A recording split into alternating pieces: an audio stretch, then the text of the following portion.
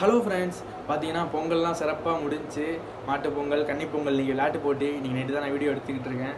பார்த்தீங்கன்னா எல்லாமே தரமாக முடிஞ்சு. இதுக்கப்புறம் நைட் டான்ஸ்லாம் இருக்குது, அதெல்லாம் போய் பார்க்குறேன். நான் பார்த்துட்டு உங்களுக்கு அடுத்தடுத்த டேயில் வந்து வீடியோ அப்லோட் பண்ணுறேன்.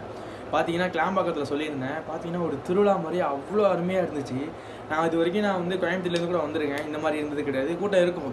ஏன்னா சென்னை தாங்க, கிளாம்பாக்கம் தான், சென்னை தான், அந்த மாதிரி இருந்துச்சு. கூட்டமானு கேட்காதீங்க. ஒரு 3 மணி நேரத்துக்கு அப்புறம் தான் பஸ்ஸே வெளியில் வந்துச்சு. புக் பண்ணவங்களும் சரி, நார்மல் பஸ்ஸும் சரி, 2-3 மணி நேரம் ஆகிடுச்சு வெளில வரத்துக்கு. சரிங்களா? அதனால வந்து ஒரு 14 மணி நேரம் கழிச்சு தான் ஊருக்கு வந்தோம். எத்தனை மணிக்கு? 9 மணிக்கு பஸ் ஏறினேன். சரிங்களா? காலையில் வந்து 8 மணிக்கு தான் வந்தேன் வீட்டுக்கு. அவ்வளோ ஒரு இதாக இருந்துச்சு. வீட்டுக்கு வந்து பார்த்தா கிளைமேட்டு என்னடா கேரளாவில் இருக்குமா கொடைக்கானலில் இருக்குமான்னு தெரியல, இப்படி இருக்கே அப்படின்னு பார்த்தேன். பார்த்தீங்கன்னா அவ்வளோ ஒரு நல்லா இருந்துச்சு. அவ்வளோ ஒரு நான் நினச்சேன் கேரளாவுக்கு தான் வந்துட்டோமா அப்படின்ட்டு பஸ் மாதிரி அப்படிலாம் தோணிடுச்சு எனக்கு ஒரு செகண்ட் அப்படி பார்த்ததுக்கப்புறம். அப்புறம் பார்த்தீங்கன்னா சரி ஓகே, நம்ம ஊருக்கு தான் வந்திருக்கோம் அப்படின்னு தோணுச்சு. இப்போ நான் என்ன சொல்ல வரேன்னா, கேரளா ஊட்டி மாதிரி கிளைமேட் சேஞ்ச் ஆயிருமோ இன்னும் போக இயர்ஸ்லலாம் அப்படின்னு எனக்கு தோணுது. உங்களுக்கு என்ன தோணுதுன்னு கமெண்ட் பண்ணுங்கள். அப்புறம் பார்த்தீங்கன்னா வந்து புது வருஷம் வேறு, நம்ம வாழ்க்கையை வந்து நல்லா ஸ்டார்ட் பண்ணியிருக்கோம். அது நல்லதாகவே நடக்கணும் அப்படின்ட்டு வந்து பொங்கல் அன்றைக்கி வேணும்னா நல்லது நடக்குன்னு சொல்லுவாங்க. பொங்கல் பொங்கிட்டு நல்லா வேண்டிக்கிட்டோம். நம்ம வாழ்க்கையில் வந்து ஒன்று ஸ்டார்ட் பண்ணியிருக்கோம், அது நல்லா போகணும் அப்படின்ட்டு. நம்ம ஒன்று ட்ரை பண்ணால் தானே நம்மளுக்கு அடுத்தடுத்து ஏதாவது வரும்.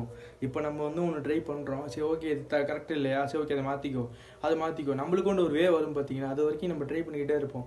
அந்த வே வந்ததுக்கப்புறம் நம்மளுக்கான லைன் வந்து கிடச்சிரும். அந்த லைனை பார்த்து போய்கிட்டே இருக்கலாம். அதனால் வந்து யார் சொல்கிறதையும் கேட்காதீங்க. உங்களுக்கு எது நல்லதுன்னு தோணுதோ அதை பண்ணுங்கள். சரிங்களா? தப்போ கரெக்டோ சரிங்களா, அதை பண்ணிவிடுங்க. அதுக்கப்புறம் பார்த்துக்கலாம். சரிங்களா? யோசிச்சு பாருங்கள்.